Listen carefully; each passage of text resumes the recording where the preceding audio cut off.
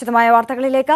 Mission Arikomban stay ചെയ്തെങ്കിലും മുന്നൊരുക്കങ്ങൾ തുടരാനാണ് വനം വകുപ്പിന്റെ തീരുമാനം. ദൌത്യത്തിനായി ഡോക്ടർ അരുൺ സഖറിയയുടെ നേതൃത്വത്തിലുള്ള സംഘം ചിന്നക്കനാലിൽ എത്തി.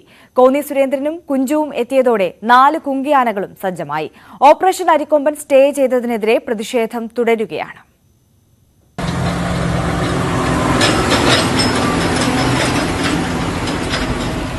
കോടതി വിധിയുടെ പശ്ചാത്തലത്തിൽ അരിക്കൊമ്പനെ പിടികൂടുന്ന നടപടികൾ താൽക്കാലികമായി നിർത്തിവെക്കേണ്ടി വന്നുവെങ്കിലും ദൌത്യത്തിനായി മുന്നൊരുക്കങ്ങൾ തുടരാനാണ് വനം വകുപ്പിന്റെ തീരുമാനം. 72-അംഗ സംഘം 11 ടീമുകളായി തിരിഞ്ഞാണ് ദൌത്യം നടപ്പിലാക്കുക. ടീം അംഗങ്ങൾ മോക്ക് ഡ്രിൽ നടത്തും. വിക്രം, സൂര്യ എന്നിവർക്കു പുറമെ കുങ്കിയാനകളിലെ പ്രധാനികളായ കോന്നി സുരേന്ദ്രനെയും കുഞ്ചുവിനെയും ചിന്നക്കനാലിൽ എത്തിച്ചു.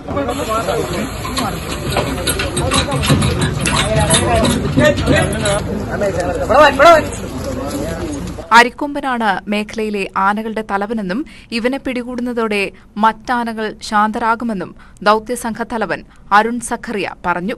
അരിക്കൊമ്പൻ അപകടകാരിയല്ല എന്ന പരിസ്ഥിതിവാദികളുടെ വാദം തെറ്റെന്നും അരുൺ സഖറിയ. നമ്മൾ ഒരു ഫോഴ്സ് ചെയ്തിട്ട് ആനിമലിനെ കൊണ്ടുവന്ന് ഡാർട്ട് ചെയ്യുന്നതും നമ്മൾ വളരെ ടാക്ട്ഫുൾ ആയിട്ട് ഡാർട്ട് ചെയ്യുന്നത് രണ്ട് വ്യത്യാസമാണ്. നമ്മളൊന്ന് പറയും ബൈ സർപ്രൈസ് എന്ന് പറയും, ഡാർട്ടിംഗ് ബൈ സർപ്രൈസ് എന്ന് പറയും. ഇല്ലെങ്കിൽ നമ്മൾ ചേസ് ചെയ്തിട്ട് പോയിട്ട് ആനിമലിനെ ഡാർട്ട് ചെയ്യുന്ന പ്രൊസീജിയർ. ഇവിടെ ഫസ്റ്റ് സംഭവം നടക്കുള്ളൂ. കൃത്യമായ വിൻഡോ കിട്ടി ഡാർട്ട് ചെയ്യുക. അല്ലാതെ ആനിമലിനെ ചേസ് ചെയ്ത് കഴിഞ്ഞാൽ ആനിമൽ മലയുടെ മുകളിൽ കയറും, നമുക്കൊന്നും ചെയ്യാൻ പറ്റില്ല. മതികെട്ടാനോട് ചേർന്ന് കിടക്കുന്ന മേഖലകളിൽ അരിക്കൊമ്പനും മറ്റാനകളും നടത്തിയ ആക്രമണങ്ങളുടെ വിവരശേഖരണവും വനം വകുപ്പ് നടത്തിയിട്ടുണ്ട്. അനുകൂലമായ കോടതി വിധി ഉണ്ടായാൽ ഉടൻ തന്നെ ദൌത്യം പൂർത്തീകരിക്കാനാണ് വനം വകുപ്പിന്റെ തീരുമാനം. അതേസമയം ദൌത്യം സ്റ്റേ ചെയ്ത കോടതി വിധിക്കെതിരെ മേഖലയിൽ പ്രതിഷേധം തുടരുകയാണ്. നിയമപരമായ എല്ലാ സാധ്യതകളും തേടാനുള്ള നടപടികൾ പഞ്ചായത്തും ആരംഭിച്ചു. ഈ ദൗത്യം നടക്കുന്നു തന്നെയാണ് വിചാരിക്കുന്നത്. ഇപ്പൊ 2 കുങ്കിയാനങ്ങളെയും കൂടി കൊണ്ടുവന്ന് ഇറക്കിയിട്ടുണ്ട്. അപ്പോൾ പഞ്ചായത്തിന്റെ ഭാഗത്തുനിന്ന് പല പ്രതിഷേധ പ്രകടനം തന്നെ നടത്തുകയുണ്ടായി. അപ്പൊ ഇനിയും ഇതുപോലെ തന്നെ ഇന്നും ഹർത്താലുമായുള്ള അങ്ങനെയുള്ള സമരപരിപാടികളായിട്ട് മുന്നോട്ട് പോകാൻ തന്നെയാണ് തീരുമാനിച്ചിരിക്കുന്നത്. അരിക്കൊമ്പൻ ഇപ്പോൾ RRT സംഘത്തിന്റെ നിരീക്ഷണത്തിലാണ്. ന്യൂസ് 18 ഇടുക്കി.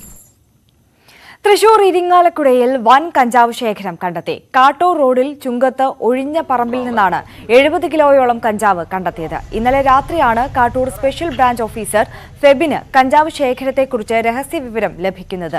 ഇതിന്റെ അടിസ്ഥാനത്തിൽ നടത്തിയ പരിശോധനയിലാണ് കഞ്ചാവ് കണ്ടെത്തിയത്.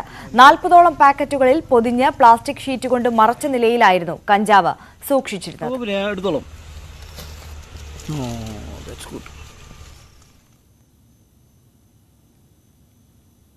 കോഴിക്കോട് 10 ഗ്രാം MDMA-യുമായി ഒരാൾ പിടിയിൽ.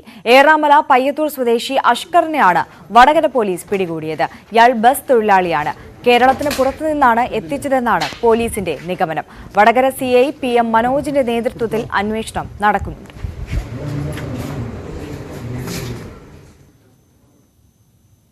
പത്തനംതിട്ട ഇലന്തൂരിൽ ആട് ഫാമിൽ സൂക്ഷിച്ചിരുന്ന 490 ലിറ്റർ സ്പിരിറ്റ് എക്സൈസ് പിടികൂടി. സംഭവത്തിൽ ഇലന്തൂർ സ്വദേശി രാജേഷ് കുമാറിനെ അറസ്റ്റ് ചെയ്തു. എക്സൈസ് സംഘത്തിന് ലഭിച്ച രഹസ്യ വിവരത്തിന്റെ അടിസ്ഥാനത്തിൽ നടത്തിയ പരിശോധനയിലാണ് 34 ലിറ്ററിന്റെ 14 കന്നാസുകളിലായി 490 ലിറ്റർ സ്പിരിറ്റ് കണ്ടെത്തിയത്. സംഭവത്തിൽ രാജേഷ് കുമാറിന്റെ സുഹൃത്തുക്കളായ സജി, രതീഷ് എന്നിവരെയും പ്രതി ചേർത്തിട്ടുണ്ട്. വീടില്ലാതെ വിഷമിക്കുന്ന അമ്മയ്ക്കും മകനും വീടൊരുക്കാൻ KB ഗണേഷ് കുമാർ MLA വീടിന്റെ തറക്കല്ലിടൽ കർമ്മം നടത്തി. 3 മാസത്തിനകം നിർമ്മാണം പൂർത്തിയാക്കി താക്കോൽ നൽകുമെന്ന് അദ്ദേഹം പറഞ്ഞു. ഒരു ക്ലബിന്റെ വാർഷിക പരിപാടിക്കിടെയാണ് കൊല്ലം കമുകുഞ്ചേരി സ്വദേശിയായ അഞ്ജുവിന്റെയും 7ാം ക്ലാസ് വിദ്യാർത്ഥിയായ മകൻ അർജുവിന്റെയും ബുദ്ധിമുട്ടുകൾ ജില്ലാ പഞ്ചായത്ത് അംഗം സുനിത രാജേഷ് ഗണേഷ് കുമാറിനോട് പറയുന്നത്. പഠിക്കാൻ മിടുക്കനായ അർജുവിന്റെ ഏറ്റവും വലിയ ആഗ്രഹമാണ് സ്വന്തമായ ഒരു വീടെന്നത്. അർജുവിന്റെ ചെറിയ പ്രായത്തിൽ തന്നെ അച്ഛൻ ഉപേക്ഷിച്ചു പോയി. അമ്മ റേഷൻ കടയിൽ ജോലിക്ക് പോയാണ് കുടുംബം കഴിയുന്നത്. നിലവിൽ വാടക വീട്ടിലാണ് താമസം. സ്വന്തമായി വസ്തു ഉണ്ടെങ്കിലും വീട് എന്നത് ചിന്തിക്കാൻ പോലുമാകുമായിരുന്നില്ല. ഇതിനിടെയാണ് MLA-യുടെ ഇടപെടൽ. ഞങ്ങളുടെ ഈ പ്രവർത്തനങ്ങളെ പ്രോത്സാഹിപ്പിക്കുന്ന എല്ലാവർക്കും ഞങ്ങൾ നന്ദി പറയുകയാണ്. വളരെ പെട്ടെന്ന് ഈ വീട് പണി തീർക്കും. അർജുനന് നല്ലൊരു വിദ്യാഭ്യാസം എന്ന ലക്ഷ്യമാണ്. അതും നമ്മൾ സാക്ഷാത്കരിക്കും. വളരെ സന്തോഷത്തോടെ അർജുനും അമ്മയും വീട്ടിൽ താമസിക്കും. ഇതാണ് നമ്മൾ പണി പൂർത്തിയാക്കുന്ന വീടിന്റെ എലിവേഷനാണിത്. ഇങ്ങനെയായിരിക്കും ഫിനിഷ് ചെയ്യുമ്പോൾ വീടിരിക്കുന്നത്. അതിന് അനുയോജ്യമായ ഈ പുറത്ത് കാണുന്ന മോഡേൺ ലുക്കിന് അനുയോജ്യമായ ഫർണിഷിങ്ങും കിച്ചണിലും വീടിനകത്തും എല്ലാം ഉണ്ടാവും. ഭാര്യ ബിന്ദു മേനോനും ചടങ്ങിൽ പങ്കെടുക്കാനെത്തിയിരുന്നു. 3 മാസത്തിനകം നിർമ്മാണം പൂർത്തിയാക്കി താക്കോൽ നൽകുമെന്ന് KB ഗണേഷ് കുമാർ പറഞ്ഞു. ന്യൂസ് 18 പുനലൂർ. ആലപ്പുഴ പുന്നമടക്കായലിൽ ജലഗതാഗത വകുപ്പ് യാത്രാ ബോട്ടിൽ സ്പീഡ് ബോട്ട് ഇടിച്ചു. യാത്രാ ബോട്ടിന്റെ മുൻഭാഗം തകർന്നു. യാത്രക്കാരെ ഇറക്കുന്നതിന് ബോട്ട് അടുപ്പിച്ചിരുന്നതിനാൽ ആളപായം ഉണ്ടായില്ല. ഇന്നലെ രാത്രിയാണ് അപകടം. ആലപ്പുഴ കാവാലം കൃഷ്ണപുരം ബോട്ടിലാണ് സ്പീഡ് ബോട്ട് ഇടിച്ചത്. ഇതോടെ ബോട്ട് സർവീസ് മുടങ്ങി. വൈകിട്ട് 6-ന് ശേഷം സ്പീഡ് ബോട്ട് ഓടിക്കാൻ പാടില്ലെന്ന നിർദ്ദേശം ലംഘിച്ച് നിരവധി സ്പീഡ് ബോട്ടുകൾ ഓടുന്നതായാണ് പരാതി. വയനാട്ടിൽ സഹോദരങ്ങൾ തമ്മിലുണ്ടായ തർക്കത്തെ തുടർന്ന് യുവാവ് കൊല്ലപ്പെട്ടു. മദ്യലഹരിയിലാണ് സഹോദരങ്ങൾ ഏറ്റുമുട്ടിയത്. പൊഴുതന അച്ചൂരം 5-ാം നമ്പർ കോളനിയിലെ റെനിയാണ് കൊല്ലപ്പെട്ടത്. ഇയാളുടെ സഹോദരൻ ബെന്നി പോലീസ് കസ്റ്റഡിയിലാണ്. കൊല്ലങ്കോട് ഭദ്രകാളി ക്ഷേത്രത്തിൽ തൂക്കനേർച്ച നടന്നു. പ്രധാന ചടങ്ങായ തൂക്കനേർച്ച ഇന്ന് രാവിലെ 6 മണിക്ക് തുടങ്ങി. 1370 കുട്ടികൾ തൂക്കക്കാരോടൊപ്പം വില്ലിലേറി ക്ഷേത്രത്തെ വലം വയ്ക്കും. കഴിഞ്ഞ 16-നാണ് തൂക്ക മഹോത്സവത്തിന് കൊടിയേറിയത്.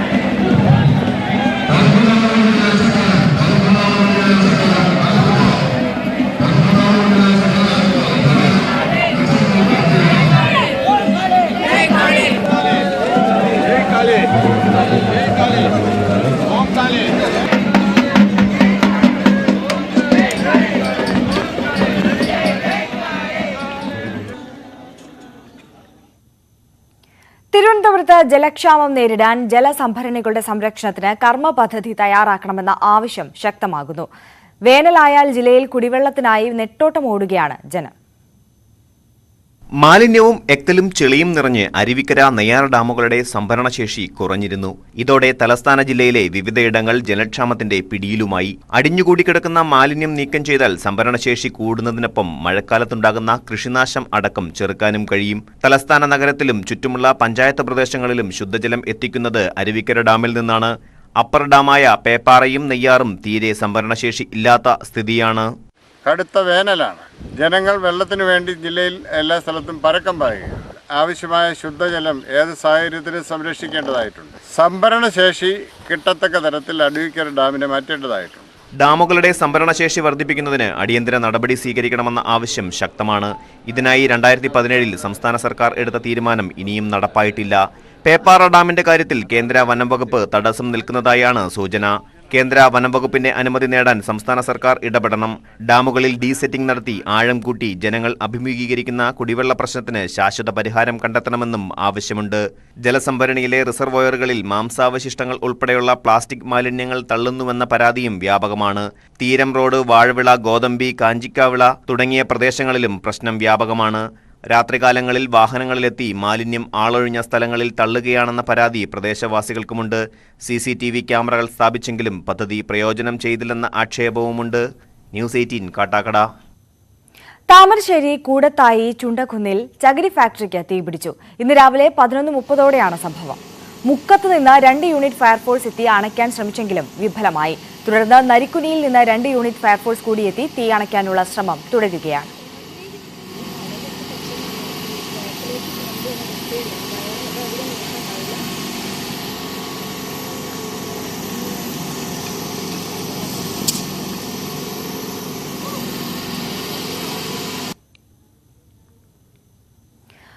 കോഴിക്കോട് നാദാപുരത്ത് വനിതാ സുഹൃത്തിന്റെ വീട്ടിലെത്തിയ യുവാവിനെ വീട് കയറി ആക്രമിച്ചു പരിക്കേൽപ്പിച്ച കേസിൽ ഒരാൾ അറസ്റ്റിൽ.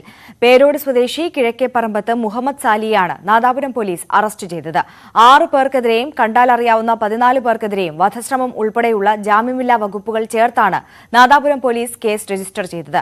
മുഴുവൻ പ്രതികളെയും തിരിച്ചറിഞ്ഞതായും ഇവർ ഒളിവിലാണെന്നും പോലീസ് പറയുന്നു. സുഹൃത്തിന്റെ വീട്ടിലെത്തിയ യുവാവിന്റെ കൈകാലുകൾ അടിച്ചൊടിക്കുകയും തലയ്ക്ക് ആഴത്തിൽ പരിക്കേൽപ്പിക്കുകയും ചെയ്തിരുന്നു. ഇയാൾ കോഴിക്കോട് മെഡിക്കൽ കോളേജിൽ ചികിത്സയിലാണ്.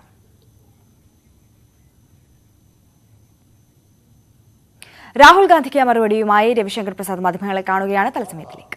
वो तो सजा के बाद हम डिस्क्वालीफाई हुए थे. जब देश का कानून है कि आपको 2 साल की सजा होगी तो आप तुरंत डिस्क्वालीफाई हो जाएंगे अगर आपके कन्विक्शन को कोर्ट स्टे नहीं करता. उसमें कोई विवेक नहीं है. सुप्रीम कोर्ट कह चुका है दिलीप थॉमस के केस में.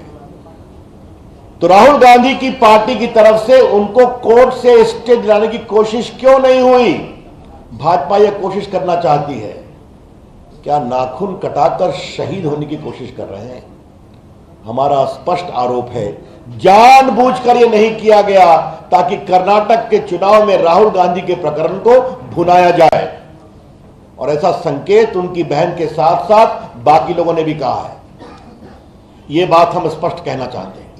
इसलिए जो पूरा प्रकरण है आज का प्रेस कॉन्फ्रेंस, ये सब कुछ एक सोची समझी रणनीति है कि राहुल गांधी को एक बलिदानी बताओ और कर्नाटका में इसका लाभ लो.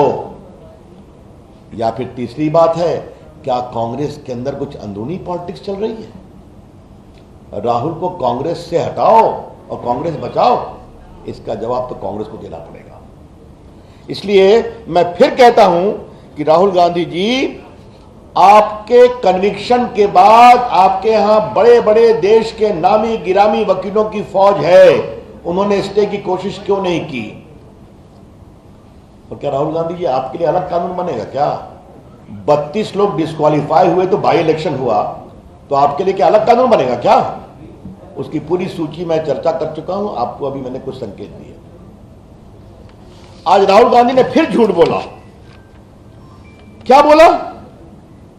कि मैंने लंदन में कुछ नहीं कहा था.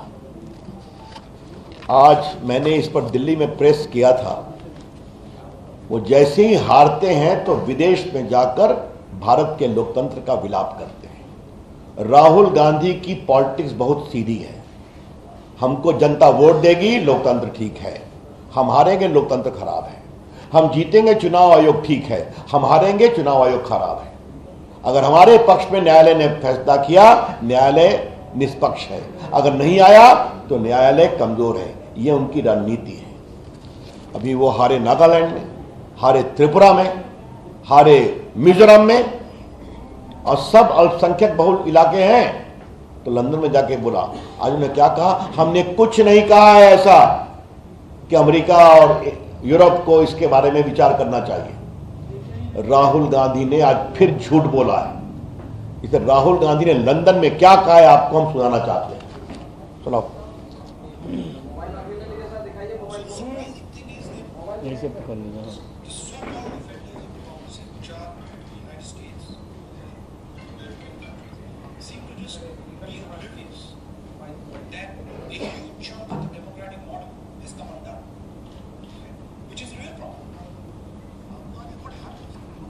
इसके बाद मेरी टिप्पणी है.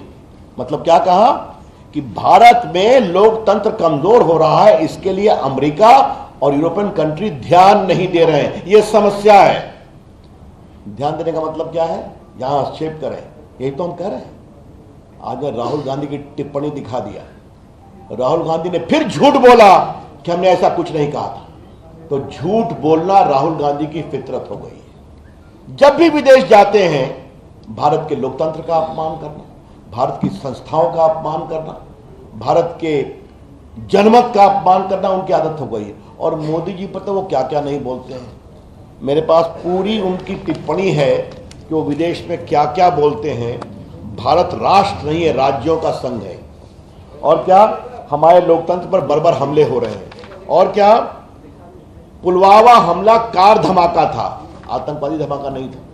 और क्या चीन की तारीफ की कि चीन ने प्रकृति के साथ विकास किया है, सद्भावना के साथ. ये सारी उनकी टिप्पणी। और क्या कहा, बालाकोट और पुलवामा का सेना सबूत दे कहा था ना, तो सेना की शहादत का सबूत राहुल गांधी मानते हैं और चीन के अपने ट्रस्ट में पैसे लेते हैं, ये भी आप सभी जानते हैं। दिखा दीजिए, ये देखिए उनकी पूरी टिप्पणी सब कोर्ट पर है, कोई नई बात मैं नहीं कह रहा हूं। और याद करिए राहुल गांधी ने क्या कहा था कि हम लोग के फोन में पेगासिस लगाए, कहा था ना, तो क्या कहा, सुप्रीम कोर्ट की कार्रवाई में कहा जिस नेता को लगता है उनके फोन में पेगासिस है तो उनका फोन दे दे। तो राहुल गांधी ने अपना फोन क्यों नहीं दिया? क्योंकि फोन जाता तो फोन से क्या क्या निकलता उसका डर था उनको। तो जब कार्रवाई की बात होगी तो कहेंगे नहीं। तो ये मुझे आपसे बात कहनी है, राहुल गांधी को शर्म नहीं आती, करप्शन की बात करते हैं। भारत के प्रधानमंत्री नरेंद्र मोदी जी का पूरा जीवन ईमानदारी की खुली किताब है, एक धब्बा नहीं है। 9 साल से भारत के प्रधानमंत्री हैं, ईमानदारी से देश आगे बढ़ रहा है। राहुल गांधी जी भ्रष्टाचार के मामले में बेल पर है, पता है ना आप लोग को, उनको भी, और संसद में मैंने यह बात कही थी।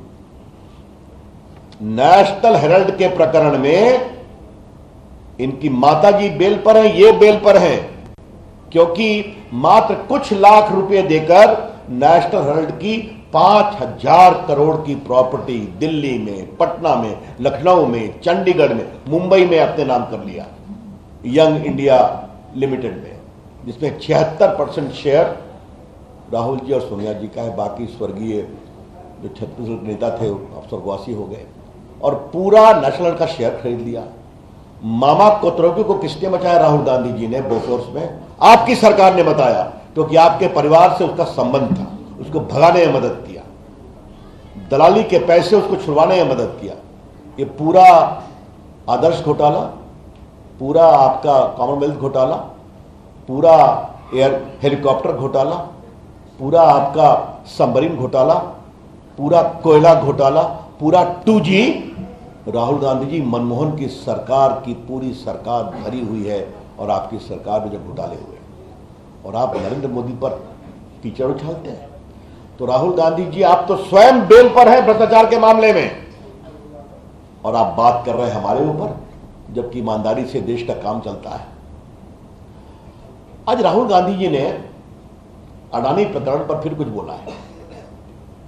मैं आपको एक बात बताना चाहता हूं, लोकसभा में राष्ट्रपति के अभिभाषण पर उन्होंने ये बेबुनियाद बातें फिर कही थी, बिना सिर पैर के, बिना किसी सबूत के। वो झूठ कैसे बोले, मैंने अभी आपको उसका प्रमाण दे दिया। अडानी जी को हमको डिफेंड नहीं करना है, भाजपा कभी डिफेंड नहीं करती है, लेकिन भाजपा किसी को फंसाती हुई भी नहीं है।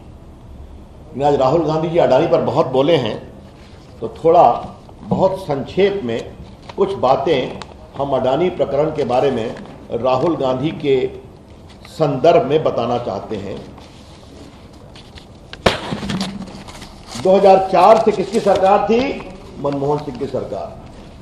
किसके खंबे पर खड़ी थी? राहुल गांधी के खंबे पर। 2008 में यूपीए रूल में अडानी ग्रुप ने बुनियो कोल माइन इंडोनेशिया में खरीदा था, तो क्या मनमोहन सिंह गए थे? राहुल गांधी की आप गए थे।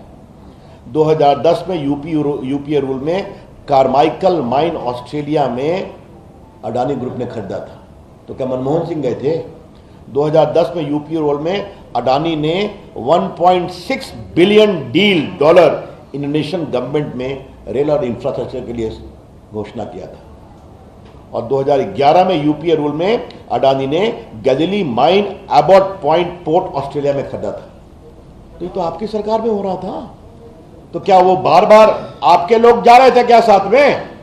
और सुनिए, उनकी सरकार में और क्या क्या हुआ है तो मैं आपको बताना चाहता हूं कि 65,000 करोड़ का पूंजी निवेश अडानी ग्रुप राजस्थान में कर रहा है, 15,000 करोड़ का बंगाल में कर रहा है, और उसकी माइन को एक्सटेंशन मिला है छत्तीसगढ़ में 2022 में उनकी कांग्रेस सरकार में, और केरला में भी हो रहा है।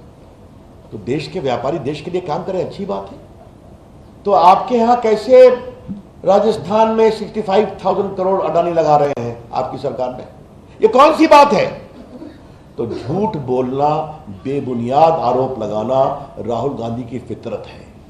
याद करिए, राफेल के मामले में चौकीदार चोर कहा था ना, और बाद में सुप्रीम कोर्ट ने जब डांट लगाई तो उन्हें माफी मांगा, और 10 साल तक भारत के वायुसेना के लिए मारक हवाई जहाज वायुसेना के बार बार कहने के बावजूद नहीं दिया गया, क्योंकि कट और कमीशन नहीं मिला था। बाद में मोदी जी आए तो पहले साल में ही आज राफेल गर्जना करता हुआ भारत को सुरक्षित रख रहा है। तो ये तो सीधी सी बात है। तो कांग्रेस के बारे में मैं कहूंगा, कांग्रेस पार्टी का परिचय राहुल गांधी क्या है? 4: कट, कमीशन, करप्शन, कांग्रेस। फिर मैं रिपीट करता हूं, कांग्रेस पार्टी का 4C: cut, commission, corruption, Congress. और ये राहुल गांधी जी, नरेंद्र मोदी ऐसे महान शक्तिशाली नेता के बारे में इस तरह की बेबुनियाद टिप्पणी करते हैं, जिसके कारण भारत दुनिया की 5वीं इकॉनमी बन गया, जिसकी जो दुनिया के सबसे लोकप्रिय नेता है, जो देश के 80 करोड़ गरीबों को खाना खिलाते हैं, जिसके राज में गरीब खुश है, देश सुरक्षित है और भारत विकसित भी हो रहा है। तो समस्या मित्रों, अंतिम बात मैं कहूंगा क्या है? राहुल गांधी की समस्या यही है कि उनको वोट नहीं मिलता। तो संजय बाबू, उनको वोट नहीं मिलता तो हम लोग क्या करें? अब आप ही बता दीजिए, क्या हम लोग जनता से उनके लिए वोट मांगे? बार बार जाते हैं, हार जाते हैं। मुश्किल से हिमाचल में निकल पाए, 14 हारे, 19 हारे, अभी मेघालय हारे, त्रिपुरा हारे, नागालैंड हारे, कर्नाटक भी हारेंगे और 24 में देश भी हारेंगे। राहुल गांधी ये नहीं समझते कि देश आज कांग्रेस पार्टी की नीति से उब चुका है। तो अब क्या बोलते हैं? मेरे अगले भाषण से मोदी जी डर जाएंगे। संजय बाबू पहले अपनी आंख से डराते थे ना, कि हमसे आंख नहीं मिलाएंगे मोदी जी, याद है ना? तो हमने कहा हमारे नेता मोदी जी को छोड़ दीजिए, राहुल गांधी जी, संसद में हम लोग भी बैठते हैं, हम लोग से आंख मिला लीजिए, जरा हम ही आपका जवाब दे दें। तो आंख तो मिलती नहीं। अब मोदी जी कह रहे हैं मोदी जी मेरे अगले भाषण से डर जाएंगे। क्या क्या बातें। आज फिर उन्होंने श्रीलंका की बात कही है। श्रीलंका ने पूरे अडानी प्रकरण पर जवाब दे दिया, मेरे पास सारे उनके ट्वीट्स हैं राष्ट्रपति के सबके। ये बिल्कुल गलत बात है। तो झूठ बोलना, बेबुनियाद आरोप लगाना, बस एक ही है कि हमारे पिताजी प्रधानमंत्री, हमारी दादी जी प्रधानमंत्री, हमारे परदादा जी प्रधानमंत्री और भारत के प्रधानमंत्री का एकमात्र पट्टा तो भगवान ने मेरे लिए दिया है, जनता में वोट क्यों नहीं देती? समस्या यही है। तो राहुल गांधी जी, आपको वोट और नहीं मिलेगा। इस तरह की बेबुनियाद बात करना बंद करिए। अंत में यही कहूंगा, राहुल गांधी ने देश के पिछड़ों का अपमान किया है और आज फिर कहा जानबूझकर वो बोलते हैं, सोच समझकर बोलते हैं। तो मतलब सोच समझकर देश के पिछड़ों का अपमान किया है। भारतीय जनता पार्टी इसको बहुत ही गंभीर विषय बनाएगी और देश में इसका विरोध करेगी। धन्यवाद। I am open to questions now. Rahul ഗാന്ധിക്കെതിരെ ആഞ്ഞടിക്കുകയായിരുന്നു BJP MP രവിശങ്കർ പ്രസാദ്. നിരന്തരം കള്ളം പറയുകയാണ് രാഹുൽ ഗാന്ധി. സ്വയം ഒരു ബലിദാനിയായി ചിത്രീകരിച്ചുകൊണ്ട് ജനങ്ങളുടെ സിമ്പതി വാങ്ങിയെടുക്കാൻ ശ്രമിക്കുകയാണ് രാഹുൽ ഗാന്ധി. ഇത്തരത്തിൽ किसने क्या क्या कहा मोदी जी को, तो आप केस करिए ना, किसने मना किया? देखिए मैं फिर कहूंगा, राजनीतिक रोज तो मोदी जी को हिटलर कहते हैं, तानाशाह कहते हैं, कहते कि नहीं कहते? रोज बोलते हैं। हमारा कहना यह है कि आलोचना का मतलब गाली देना नहीं होता है, आलोचना का मतलब एब्यूज करना नहीं होता है। और आप एक पूरी पिछड़ी जाति को उसके सरनेम से इस तरह से आप गाली देंगे, ये बहुत दुर्भाग्यपूर्ण है।